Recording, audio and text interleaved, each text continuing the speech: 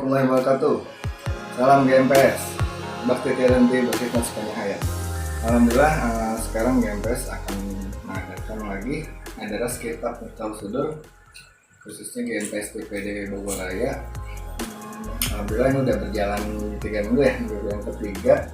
Jadi saya minta mohon doanya kepada kawan-kawan rekan-rekan semua dari GMPS dari pusat dan GMPS yang di daerah. Doakan kami agar selalu bisa istiqomah untuk menjalankan program kami dan akan terus menambah lagi program-program kedepannya untuk lebih memajukan lagi GMPS dalam segala bidang, dari bidang amalia sampai ke bidang kewirausahaan. Terima kasih. Akhirat. Maka karena ada unsur duniawinya, kita akan merasakan siksa dan nikmat nanti di sana. Karena dulu surga pun juga makhluk, neraka pun juga makhluk kita Allah Subhanahu wa Ta'ala. Bukan tidak ada makhluk pada saat itu, tapi makhluk yang menjadi manusia itu tidak ada. Tapi kita akan kembali ke alam lain. Sedangkan ruhani kita asalnya dari Allah Subhanahu wa Ta'ala. Tentu kalau asalnya dari Allah, mungkin tidak akan merasakan apa-apa. Bahkan di sini disebut kelak yang akan memetik hasil daripada di dunia ini. Wa ma'rifatul dati, sedangkan ma'rifat dat takut akan luhur kursi fil akhirah. Sedangkan ma'rifat dat itu yang akan mempertemukan nanti di hadapan Allah Subhanahu wa Ta'ala, yang disampaikan kepada pamannya Abu Thalib, ya amin qul la ilaha illallah. Paman katakan oleh kalimat la ilaha illallah, kalimat yang akan mempertemukan nanti kamu di hadapan Allah Subhanahu wa Ta'ala. Pamannya tidak terucap sepatah kata, dan kita menganggapnya Abu Thalib tidak mengatakan itu karena di sampingnya ada Abu Jahal mengucapkan kalimat itu pada sakaratul maut, otomatis tidak akan bisa. Ini pelajaran bagi kita. Kalau kita tidak mengulang-ulang ucapan dzikir Allah Subhanahu wa Ta'ala, bagaimana bisa kita pada saat itu mengucapkan kalimat thayyibah? Maka dari sekarang kita ucapkan, pamannya nggak bisa, apalagi kita. Sehingga Al-Quran menyatakan innaka la tahdi man ahbabta walakinallaha yahdi man yasha. Muhammad, kamu tidak bisa berikan hidayah kepada siapa yang pun yang kamu cintai. Mungkin kalau kita seperti itu karena wabun tidak akan bisa memberikan apapun kepada yang dicintai. Tapi kami karena Allah Subhanahu wa Ta'ala bisa berikan hidayah kepada siapapun yang aku kehendaki. Dan mudah-mudahan Abu Thalib yang dikehendaki oleh Allah Subhanahu wa Ta'ala, kan secara syariat jelas tidak ada. Oh, tahu tuh kudu yang ada pindah di dia yang ke subuh. Kusampinah kabuka. Itu kusampinah kabuka. Itu ada para macam lah. Kalau disebutkan itu Ustaz Tupan ada para macam, banyak yang kita banyak kesalahan. Banyak nih tadi teh. Hitung. Yalah, kalimat najat nyata. Kalimat keselamatan, kalimat termulia, kalimat yang tinggi, yang sangat mulia. Dan dalam hadis yang lain mengatakan kalimat tauhid 3, kalimat ikhlas 4, kalimat takwa 5, kalimat thayyibah 6, kalimat darul usqa 7, kalimat dakwatul haq 8, wasamanul jannah. Dan itulah kalimat la ilaha illallah itu harganya surga. Tahu jono. Tahu jannah. Badan arus aja. Waalaikumsalam. Ngarang ame kenaleun sadayana ka saha ieu. Kami Abi Ahmad Di mana? di Bandung. Bandung. Di mana nih? Di Tanjung. Ya jauh walaupun jauh. Dia kan kalimat la ilaha illallah teh kalimat surga. Wasamanul jannah, miftahul jannah, miftahul ghaib, banyak juga ya. Nah, jadi udah nggak harus memakai lain-lain gitu Pak Haji. Dibuncangnya poin yang mana? Bukan yang lain-lain. Gini, itu kalimat dasar. Kalimat thayyibah, kalimat dasar. Artinya kalimat thayyibah berarti akan melahirkan yang baik-baik, gitu ya.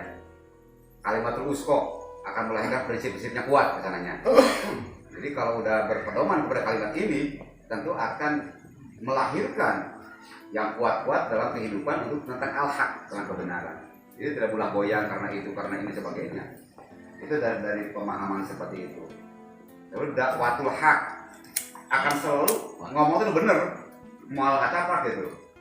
Orang Arab Mau saya pikirna gitu Pak Haji. Mun berangkatan. ini saya melihat daripada apa yang disampaikan oleh guru kita. Pernahkah Abah itu main-main dengan orang kaya, orang miskin, orang bodoh, orang pinter? Nggak pernah apa. Selalu beliau itu merespon, selalu memberikan suatu tanggapan yang positif. Nggak pernah menyepelekan. Kita kan kasih kayak gede gitu. Kadang-kadang kita gede bayar. Ini nggak ada tuh. Guru itu nggak pernah begitu. Karena berangkat dari kalimat yang baik akan selalu berpikir positif. Tidak ada pikiran yang buruk. Walaupun yang nanya buruk. Bahkan pencuri datang ke Suryalaya itu dituduh pencuri. Nah, ini kan kita taubat. Padahal tukang maling tadi nah. Bukan gimana enggak. Bahkan dikasih oleh guru kita. Jadi nggak pernah berbicara tentang keburukan. Kalau kebaikan. Jadi bukan berarti dengan zikir itu. Tapi kalau kita melihat daripada Sultan Aulia Syarul Qadri Al-Jailani, di Manqabah yang ke-53, beliau menyatakan isma'antu bila ilaha illallah hayyul la yashqa. Aku minta tolong kepada Allah dengan la ilaha illallah. Jadi kalimat itu udah mengandung doa, udah mengandung harapan-harapan yang lain sebagainya. Karena kita akan mengkaitkan diri kita dengan yang maha tahu segala-galanya, yang lebih tahu urusan kita gitu. Jadi dengan dikit itu udah cukup sebetulnya. Tapi kadang-kadang kita hidup di dunia selalu ingin ada yang motivasi lah ya. Itu manusiawi sebetulnya. Jadi saya sampaikan kayak usul fikih. Di kayak usul fikih ada urfil am, di mana urfil kebiasaan umum tapi yang dimaksud khusus. Seperti gini bahasanya. Pagi dokter ke bumi dah. Enak. Alhamdulillah bumi beres. Pada syukuran mudah-mudahannya bertahan di mana. Umumnya begitu kan? Kami tadi itu. Rahma makhluk. Karena kita udah metode sabariyah, udah pada saat pelaksanaan udah nggak mikir-mikir rumah lagi. Karena apa yang diamalkan dilandasi dengan zikir kepada Allah Subhanahu Wa Taala, maka zikir khofi itu sebenarnya filter pikiran-pikiran kita yang lihat. Pada saat dia mendudukkan, makanya jadi maksud adalah urfil khos, artinya omongan itu yang dimaksud bukan untuk keselamatan rumah, tapi untuk mendekatkan diri kepada Allah Subhanahu Wa Taala saling membantu. Itu kalau dalam kesikapan Hasan seperti itu. Saya mah Kunci kan, la ilaha illallah itu kunci. Ya, tapi bagaimana kita menyikapi Allah memberikan keburukan kepada kita, ya kan, menyikapinya gitu, buat iwan buat termasuk buatnya sendiri. Kasih oke-nya. Begini nih. Bahwa manusia itu tidak luput daripada salah dan kurang. Kemudian juga ada keterangan khairihi wa syarrihi minallah. Baik dan buruk itu datangnya dari Allah Subhanahu wa Ta'ala. Itu baik dan buruk. Tapi kata Sultan Aulia, jangan terlalu jauh bicara Quran dan Qadar, nanti akan membuat kamu malas. Karena kita tidak ngerti rahasia Allah Subhanahu wa Ta'ala. Cuma kalau kita pahami, jangan nanya kodok, sesuatu yang bisa dirubah. Qadar nggak bisa dirubah, karena udah terjadi. Ketetapan. Udah terjadi. Nih, ini kodok nih. Merisem kan nih? Bisa dialami atau Quran? Tapi kalau saya udah begini, Kodar udah terjadi, nggak bisa dirubah. Gitu. Maka kata Sayyidina Umar, aku bukan menghindar, tapi aku pindah dari takdir yang satu ke takdir yang lain. Karena musibah udah ada takdir, saya pindah ke tempat yang lain. Nah gitu. Nah ini pun juga begitu. Kalau kamu sudah merasa ditakdirkan jelek, ya pindah lah. Yang di situ pindah ke yang baik menurut itu. Karena kejelekan juga tidak menjadikan jelek selama-lamanya. Karena masih ada pintu tobat untuk diperbaiki. Maka ada istilah innal hasanat yudhibna sayyi'at. Kebaikan akan memperbaiki. Maka jangan berlebihan ketika melihat orang mendapat sesuatu yang buruk. Bisa jadi baik bagi dirinya, malah buruk bagi kita. Contohnya, kenapa? Kalau kita urusan orang yang ikut-ikutan malah nyewakan minyak gorengan. Nggak pernah gitu. Nah ini kenapa saya bisa melihat ketika yang datang ke Suryalaya, narkoba, pelacur, apapun juga, menurut kita mau positif. Nggak pernah benci, nggak pernah apa-apa.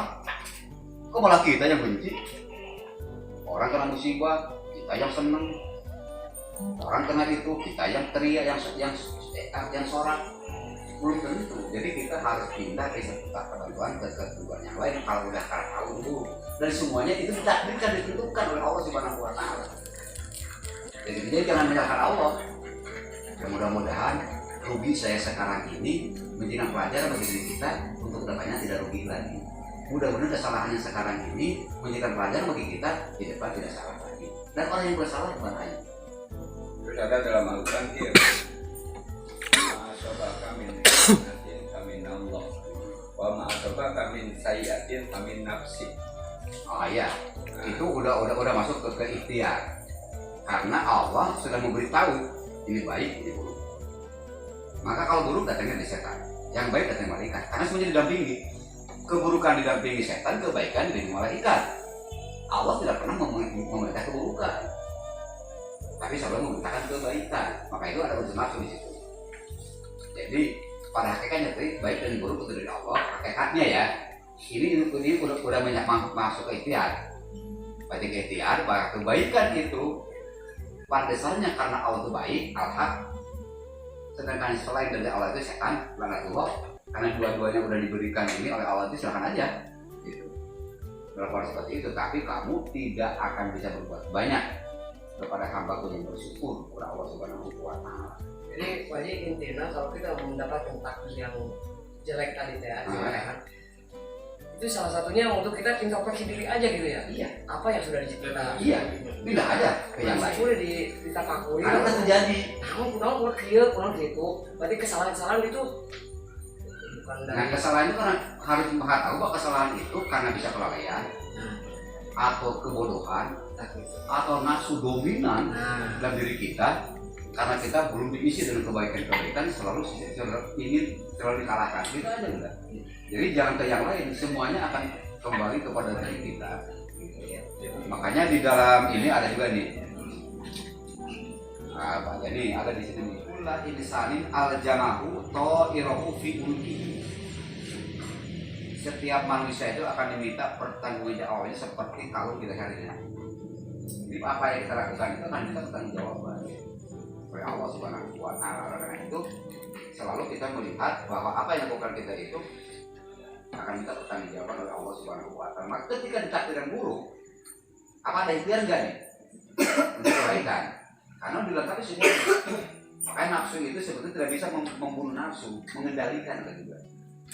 Mengendalikan nafsu, karena kalau manusia tidak punya nafsu, kayak kaya kan malaikat terjadi. Justru manusia itu diberi nafsu oleh Allah Subhanahu wa Ta'ala sehingga ada yang kayak lawannya kayak gitu kan ya. Cuma ini antara dua nih. Amarah dan mutmainah. Amarah selalu kembali kepada karakternya alam. Mutmainah karakternya juga Allah Subhanahu wa Ta'ala. Maka tanpa ilham dari Allah Subhanahu wa Ta'ala, tanpa amalan yang baik yang dibiasakan di kehidupan kita, akan selalu dikalahkan. Oleh karena itu orang yang berpikir tanpa agama pikirnya jadi jahat. Kalau pintar pikirnya jadi jahat. La ilaha illallah mana? Kan gitu benernya. Tak pula kesami kita dikira la ilaha illallah. Kan ketika kita berbicara di luar ikhwan itu sangat sulit. Umum jangan jelaskeun nana. Ku aya ayat kieu meureun ya kurang intina mah ada jawaban anu pasti kan sifatnya kalau di hikmat ilmiah mah sekelumit meureun ya. Kalau akhirnya kan waktunya panjang bisa dijelaskan dalam arti nanti cara penyampaian kurang teh gitu. Ketika ada pertanyaan dari luar, dikir mana la ilaha illallah, sarua urang sarua la ilaha illallah. Kan sok aya heureuna urang ya. La ilaha illallah kan beo bisa gitu. Sementara di kitab Bidayah Salikin kan nuliskeun keterangan di mana mengucapkan kalimat tauhid la ilaha illallah dengan menggunakan cara bahkan bisa menghapuskan dosa 40 4.000 dosa kecil dan 4.000 dosa besar. Nah gitu. Lebih 4.000. Ini kan yang opat yang kecil, opat yang gede 8.000. Kan gitu lah keterangannya. Opat nu gede, kecil mah teh nu gede. Oh nu gede. Gitu. Maksudnya kan bikin tentang riwayat kan? Ya, bikin tentang riwayat ketika oh berarti lamun urang tidak iko kan gitu. 4.000 dosa gede sekali puntak, sekali ngangkat kalimat tauhid la ilaha illallah dengan cara bikiran nanti kan mainnya kan ketika orang mengucapkan statement begitu. Nah itu mungkin butuh dari penjabaran ketika nanti ada pertanyaan dari supaya nggak pernah tuh jawaban kita tanggal orang teh mengatakan hukuman. Jadi gini, kalimat lain tadi yang disampaikan Ibnu Kabair. Kalau saya mengucapkan kalimat lain dengan memanjangkan di takdim. Jadi itu memanjangkan di takdim itu dengan panjang mengagungkannya, dengan semata-mata memuliakan Allah. Jadi kalimat lain yang diucapkan bukan hanya sekadar lidah, tapi ada di situ terkandung unsur semata-mata itu untuk mengagungkan Allah Subhanahu wa taala. Kalau dalam kitab lain itu min dohir sendiri berarti kalau dihi. Jadi dari ucapan tembus dalam hatinya, memberikan kesan yang sangat kuat. Makanya mewadahnya bukan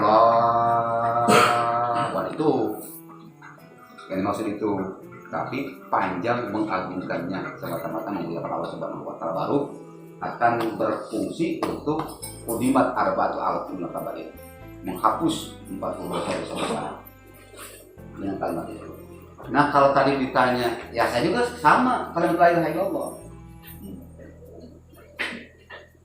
Nah kalimat itu dari mana gitu? Karena gini, di dalam TKN itu Abah mengutip satu keterangan al ilmu tukhadhu min afwahil rijal la min suhufi haula rijal. Ilmu itu bukan diambil dari tulisannya saja, tapi diambil daripada lisan rijal. Jadi digurukan.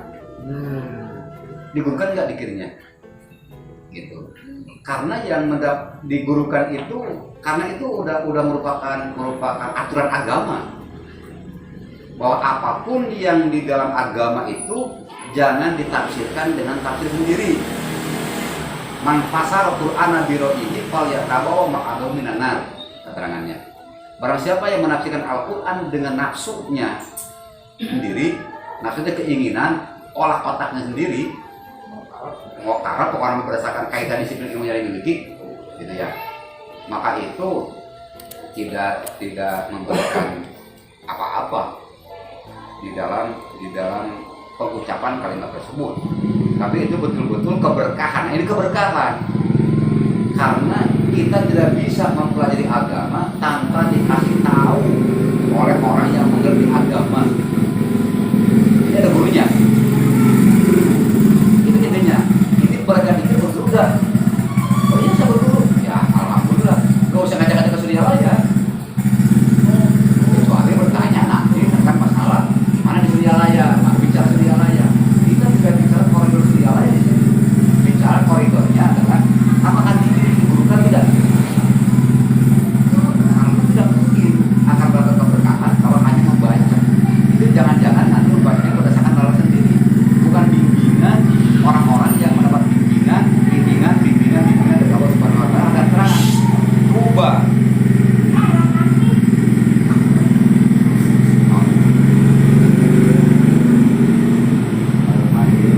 Di Mikau Surun nanti akan ketemu.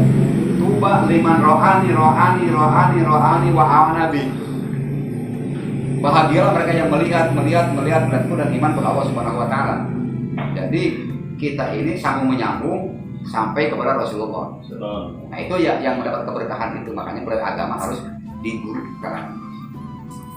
Nah pasti nantinya ya saya juga belajar digurukan di pesantren, ya alhamdulillah. Nah tapi tapi di situ ada sharing nantinya dengan kita gimana tuh Surya Laya. Ya Surya Laya itu udah ditalkinkan, diajarkan bagaimana ucapannya lahnya, ilahanya gimana, ilallahnya gimana, sehingga betul-betul akan menjadikan kalimat thayyibah, kalimat ikhlas, kalimat yang betul-betul akan membersihkan, kalimat yang akan menjadikan ketenangan dalam diri kita. Sudahkah tenang dengan ucapan itu? Tanya begitu aja. Juga saya gitu, tapi orang bingung banget. Ini perlu itu salah satu memberikan. Makanya di kita ini nggak bisa memberikan hidayah sebatas hanya menyampaikan seperti itu, dan ini banyak problem di kita, di tengah-tengah kita masyarakat kita. Kalau jadi sama wajib dikir ini ya mudah-mudahan aja dengan kalimat yang digunakan karena tanpa guru menjadikan tidak berkah. Islam beribadah kepada Allah Subhanahu wa taala. Jadi dari Allah ngajarkan ke Rasulullah oleh Jibril, Rasulullah ngajarkan kepada para sahabat, terus sama menyambung. Makanya dalam kaidah Ahlussunnah wal Jamaah nggak boleh menafsir Al-Quran tanpa kita merujuk kepada kitab-kitab yang lain. Biasanya tafsir-tafsir Jalalain, karena Jalalain itu biasanya dari awal Ibnu Abbas misalnya, itu kan sebagai mufasir pertama mengartikan secara asbabun nuzulnya Al-Quran itu ada tafsir Ibnu Abbas. Di asal muasal Al-Quran kalimat ini maksudnya. Nah kalau nggak tahu begitu tidak akan bisa. Apalagi kalau melihat pengarang Allah mengatakan begini, pengarang mengatakannya, jangan-jangan orang orientalis itu di dalam sejarah perkembangan TKI kalau tidak salah ada itu. Orang Islam itu sendiri tidak akan mampu menjamah kedalaman Islam. Karena Islam adanya dalam jiwa orang-orang yang beragama Islam. Jadi Islam itu bukan di tulisan, Islam itu bukan di Al-Quran. Islam itu udah menyatu dalam diri yang berjalan daripada Allah itu sendiri dan jiwa. Makanya ketika Baghdad dihancurkan oleh orang Mongol, hancur semuanya, perpustakaan itu hilang semuanya. Tapi begitu Daud Abbasiyah naik lagi, setelah itu naik lagi, maka perpustakaan semakin besar. Kenapa? Dan jiwa orang-orang yang paham tentang agama Islam. Jadi ada kekuatannya di dalam jiwanya. Siapa jiwa yang pertama? Rasulullah. Maka ini ketika Fajrul Abidin menanya kepada Mu'allim tentang walam yusama alutasawuf ila tasbati batini binuri tauhid wal ma'rifat, belum bisa dikatakan ahli tasawuf dengan pakaian, dengan gaya, dengan sebagainya, tapi juga tidak bisa mengatakan itu bukan orang tasawuf. Bisa saja, tapi sebenarnya orang yang bertasawuf itu orang yang membersihkan hatinya dengan nur tauhid dan nur ma'rifat. Panjang nanya, di mana nur tauhid? Kata Pak Nabi ini apa? Itu di Abbas. Abang nggak ada mengatakan begitu. Apa di dalam jiwa abah gitu katanya. Nah ini berdasarkan nur ala nur, yahdi lahu li nurihi ma yasha. Cahaya di atas cahaya diberikan oleh Allah kepada siapa saja Allah kehendaki. Walaupun ditalkin beberapa kali, kalau tidak diterima itu kenapa? Nah itu pun juga sekaligus bagi kita. Nggak perlu kita nalkin orang di papagangan dulu kan? Mau ditalkin, talkin aja. Bisa jadi begitu ditalkin dia akan mendapatkan ilmu yang baik daripada kita pengantarnya. Tapi kalau perlu penjelasan, jelaskan. Itu pun kalau dibutuhkan. Katanya tidak ada, udah kasih tahu dulu oleh kita, di briefing dulu oleh kita. Memangnya pendiri kamu lebih halus daripada itu? Belum tentu. Karena itu hidayah. Kadang-kadang waktu saya ditalkin waktu penataran tingkat intermediate ya 6 bulan berturut-turut tuh ditalkin semuanya di situ. Saya masih ingat sampai ke relatif tingkat 7 kusiannya udah berapa persen terlatih lagi. Ajaran-ajaran lain lagi karena kedisiran ilmunya. Sampai saya mengatakan, yakin saya bahwa manusia bisa mengantarkan kepada Allah Subhanahu wa taala. Saya dengar tidak kalinya. Ain buka karakter langsung sare didinya. Waktu ditalkin, tadi benar didinya. Jadi belum tentu yang ditalkin itu sendiri semuanya akan menerima apa yang disampaikan karena itu hidayah dari Allah. Nah, belum tentu juga orang yang udah ditingkatkan latifannya lebih baik daripada yang baru. Kalau kita mau jujur nanti akan ketemu lah itu di pemerintah sudut itu. Karena semuanya tetap pusatnya di kolbi. Nah, bagaimana supaya kita merasa kepada yang lainnya? Di situ ada bitafai menggambar, merasakan pancaran dari situ sampai ke latifah yang 7, sampai ke kolam, akhirnya sampai kepada semua jasad. Itu yang namanya sultanul dzikri kalau dalam istilah kita ini. Jadi rajanya dzikir itu ketika seluruh anggota tubuh dzikir. Al-Quran bahasanya tali nujulu dulu mau berhubung dzikrillah. Kemudian kulit dan dagingnya untuk dapat ibadah kepada Allah Subhanahu wa taala. Hasil dzikir mah betah ibadah kita ini sudah. Lamun can betah ibadah mah eta masih keneh. Masih keneh perlu digincalkan dzikirnya gitu. Perlu dikuatkan, diulang dikuatkan. Tinggalnya dong gimana? Saya juga. Mau nanya Pak Ji, Ada 2 pertanyaan. Hiji weh ulah. Satu lah. Yang pertama, nama-nama nafsu ada berapa macam? Yang kedua, nama-nama latifah ada berapa macam? Sekian. Pokoknya mau disinkronkan ya. Nafsu. Jadi yang namanya nafsu itu nafsu amarah, nafsu mutmainnah. Itu wilayah jasmani dan rohani. Kemudian nafsu lawama. Makanya di dalam latifah itu ada kosron, sodron. Kosron itu tubuh. Jadi manusia itu dianggap sebuah istana, makanya kosron sebutannya. Mobil kosri sodron. Di dalam tubuh ini ada dada. Ini ada wilayahnya. Kosron dikendalikan oleh 5 otak. Ruh itu dikendalikan oleh kolbi. Makanya itu wilayah dimag dan wilayah ini. Itu. Jadi latifah nafsu amarah ayat di jasmani. Nafsu mutmainnah adanya di rohani. Perpaduan antara di rohani tempatnya di kolbi. Kolab itu bolak-balik pikiran. Tarik menarik antara keinginan baik dan keinginan buruk. Makanya nafsunya itu nafsu lawamah namanya. Nafsu lawamah itu berserikat. Nah, ketika itu didawamkan terus tentang masalah kebaikan, makanya nafsunya bukan lawamah lagi, tapi mulhamah. Kalau diambil sadron kolban, uadan itu teguh pendirian. Jadi dengan adanya amaliyah ibadah akan punya pendirian yang teguh untuk beribadah kepada Allah Subhanahu wa Ta'ala. Kemudian sagopan, kesananya kan koslon, sodron, kolban, kuadan teguh, sagopan, ada kerinduan, gitu. Jadi keteguhan, keteguhan itu. Kemudian selanjutnya apa? Kuadan, sagopan, ada kerinduan. Makanya di situ di nafsunya udah nafsunya itu nafsu rodiyah. Ridho udah betah, rindu di situ. Keinginannya itu udah nafsu rodiyah di situ. Tapi kemudian luban gitu ya. Luban itu kalau tidak salah Pak Juhai nyebutnya apa luban itu? Sangat rindu ya, apa? Mesra ya? Kemesraan gitu. Nah di situ baru nafsunya itu nafsu mahdiyah. Jadi udah diridoi. Kalau udah diridoi oleh Allah Subhanahu wa Ta'ala, tadi kan ridho kita sepihak. Ini udah ada balas dari Allah. Diridoi oleh Allah Subhanahu wa Ta'ala. Jadi kalau kita ingin dicintai Allah Subhanahu wa Ta'ala, dasarnya cintai Allah. Kalau kita ingin disenangi orang, cintai orang. Jadi jangan kita ingin dihormati orang, tapi menghormati orang. Hormati orang tidak akan mendapat penghormatan dari orang. Itu sebenarnya diaplikasikan dalam kehidupan tentang prinsip-prinsip dalam agama, terutama dalam kajian-kajian ketasawufan, terkait dzikir itu. Kan di situ dasar-dasarnya. Kadang-kadang kita ingin ditanya, tapi nggak pernah nanya ke orang. Ingin disinyuman, tapi bodoh ya gitu. Tidak akan mendapat apa-apa. Ini pun juga sama. Kalau kita ingin mendapat ridho Allah, kita ridho kepada Allah Subhanahu wa Ta'ala. Kemudian terus siron. Siron itu udah sangat banget itu. Cintanya kepada Allah Subhanahu wa Ta'ala, kerinduannya udah tak terbendung lagi. Maka di situ nafsu kamilah. Jadi ketika nafsu kamilah itu adanya di wilayah nafsu yang sempurna. Nafsu yang udah dominan tentang masalah ruhaninya, nafsu mutmainnahnya. Yang udah di depan. Maka itu disuruh irji'i ila rabbiki. Kembalilah kepada Allah. Radiyatan mardiyah.